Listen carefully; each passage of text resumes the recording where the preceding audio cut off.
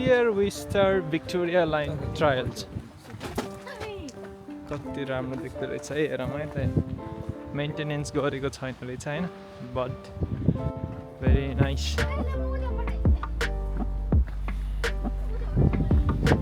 है यो चाहिँ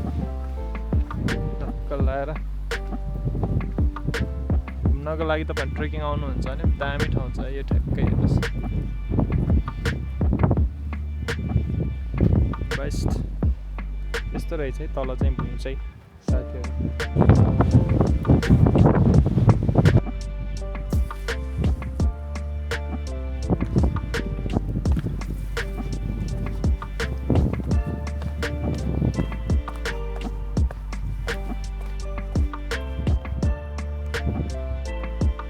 यस्तो छ ठाउँ तपाईहरु चाहिँ यस्तो टाइपको रहेछ है त्यो घुम्नको लागि ल यस्तो ठाउँ पनि रहेछ यो चाहिँ कता कतै देखाइ जस्तो लाग्यो गुगल म्यापतिर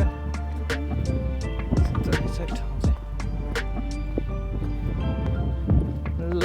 यो चाहिँ पुल जस्तो रहेछ यस्तो छ यस्तो छ है नजारा साथीहरु यस्तो छ है साथीहरु नजारा हेर्नुस् त भिक्टोरिया लाइन्सको यस्तो छ तलतिर चाहिँ यस्तो रहेछ यस्तो छ आई होप तपाईहरु चाहिँ इन्जोय गरिराख्नु भयो होला हैन भ्लगलाई हामी माथि आइसकेको छौँ है अनि यस्तो छ ठाउँहरु नजरिया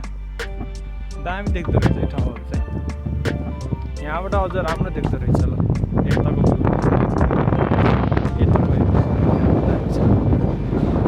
माथिको हेर्नुहोस् कति राम्रो छ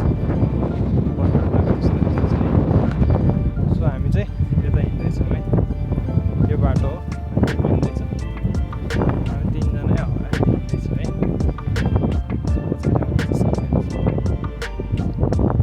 चिसो हुँदो रहेछ लास्टै मिलाएर आउनुभयो भने सजिलो हुन्छ नत्र रुगा लाग्न सक्छ तपाईँलाई है त अगाडि चाहिँ यस्तो छ है त्यही छ साँगुरो छ बाटो चाहिँ यस्तो हुन्छ है अनि तल चाहिँ हिँड्ने बाटो यस्तो रहेछ होइन यस्तो छ अगाडि यस्तो नजारा तपाईँले यता क्यामेरा घुमायो भने यस्तो देख्नुहुन्छ है त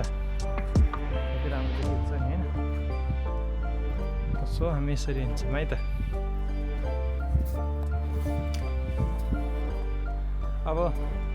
नेपालमा चाहिँ यताउति हिँडिराख्ने बानी यता चाहिँ अब धेरै भएको थियो नहिँडेको त्यही भएर पनि यसो हिँडौँ भनेर है त जुत्ता लगाएर आउनु होला यहाँ चाहिँ अब सिसाहरू रहेछ होइन अनि कुकुरले अब टोइलेट गरेको है अनि यस्तो ठाउँहरू रहेछ सो एकदमै राम्रो ठाउँ छ समय मिल्छ भने 1 घन्टा 2 घन्टा जस्तो हिँडेर भने एकदम फ्रेस पनि हुन्छ तपाईँलाई त्यस्तो रमाइलो पनि फिल गर्नुहुन्छ है त अगाडि भ्यू यस्तो छ है अब चाहिँ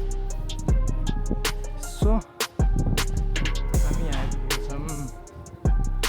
अनि फर्केर अब यता हेऱ्यो भने ठ्याक्क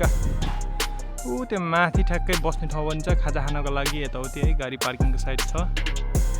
मान्छे तलहरू पनि तपाईँले मान्छे देख्नुभयो होला होइन